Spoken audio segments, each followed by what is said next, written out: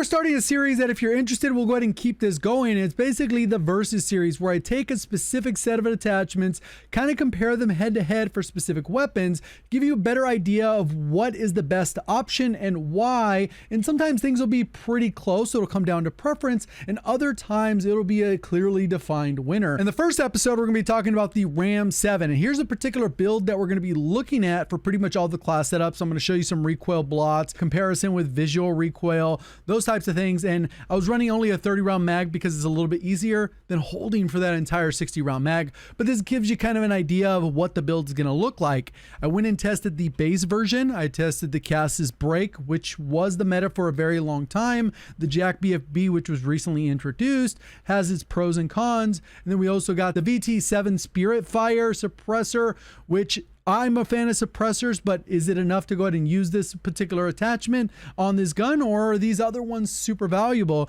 And then I had a few other people comment saying, hey, you need to try these other ones. And out of these attachments, look at, there's 41 of them. We only use about 4 or 5, and they're just overly convoluted, but that's a whole other scenario. So this one is the X10 ported, and it was actually surprising, but there's a lot of things to be aware of when you're looking at pros and cons. Obviously, we got vertical recoil, gun kick, control, and then horizontal recoil.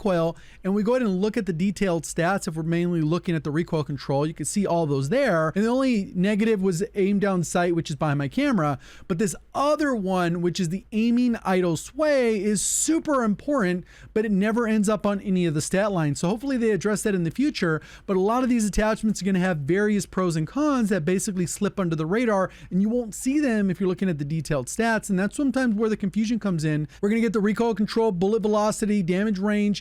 Basically nothing's hidden on this one. It will show up where it's supposed to show up there, so that this does exactly what it's supposed to. Then we get into the JAK BFB, and you can see kind of where it's going to help you and hurt you. And the increased radar detection, it takes it from 3 seconds on the mini map up to 4, and that directional arrow. So it's a pretty big penalty if you're not a super aggressive player, that you don't want people aggroing you. It's very hard to use, even though it makes the guns have very little recoil. Then we got the Cass's Break, which overall looks kind of like it's trash, because we get a little bit of horizontal recoil control and then firing aiming stability on top of a penalty of the aim down sight speed. So when we look at here, we get a 5% to aim down sight right behind my camera, but the horizontal, all we're seeing is that 18%. And that super beneficial firing aiming stability also doesn't exist. In this case, it's a positive, while in the other one, it was more of a negative. And what I've done here, I've taken all of the non-suppressed ones and I put them side by side. In this specific graphic, you can kind of see how these guns look a little bit different, even though they have the exact same build other than the muzzle. The first one on the left is the base version with the 3 attachments, base version, and not the extended mag. So that's kind of how that one looks on the left. The second one is the X10 ported, which, as you'll see in a quick second, is super powerful in terms of recoil control and recoil reduction. But you can see the visuals shake. And with the third one, this is the Cass's Break, which has been kind of the meta go-to before the JAK BFB. And now I see there's a little bit of debates going back and forth on those. And then the last one, which is the JAK BFB. And you can kind of see how the visual recoil looks different. And this is pretty important, because if the iron sights are moving too much, it's going to give you more perceived recoil. So this is a bit of throwback. Let me know if you want me to compare any other things on the channel, but here's those 4 attachments. And then you can see how those recoil blots differ, regardless of what the stats say in game, or maybe which one's more popular than the other. Sometimes this won't necessarily align because it's not the entire picture. When they changed the gun mechanics with the introduction of Modern Warfare 2, they made it so that the visuals play much bigger impact on your ability to control the recoil because of the visual impact of it. You can see right here, the base version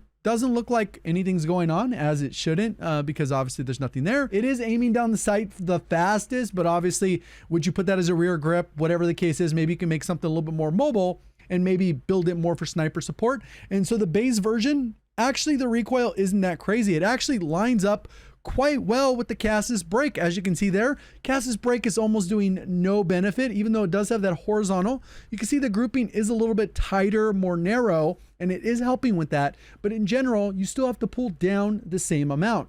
X10 ported has a huge benefit. You can see that it's not only narrowing, but it's also tightening, almost comparable to the JAK BFB. Maybe a hair more recoil than the JAK BFB, but it doesn't have that penalty. And on the visual side, we saw that they're pretty comparable. Also, in terms of aim down sight, only a 10 millisecond difference when you look at here at 336 versus 326. And then when we use a suppressor, again, a minor benefit compared to the Cassis or the base version, but you're getting a little bit slower aim down sight. You're going to stay off the minimap when you fire your weapon, and then you're getting an extra little boost to bullet velocity.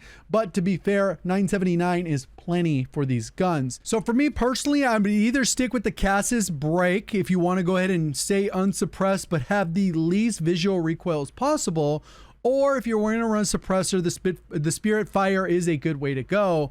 And we'll go ahead and kind of see this in game, what that ends up looking like. Go ahead and put the dummies up to 3 plates just because we can kind of see once it gets going, it does have a little bit of a rise, but that's just that first initial rise. As long as you're able to maintain that initial part, you should be pretty good to go. It has that little rise, and that's kind of it. But you can see as far as visual, the visual clarity, obviously the firing range kind of sucks for visual clarity. That's why I went into map to kind of show those other examples. But overall, pretty nice and smooth, and you're able to use this weapon. Let me know what you'd like me to compare next. If you'd like me to compare anything, appreciate all the support. Hit the like button. Thank you for watching as always. Have a great day.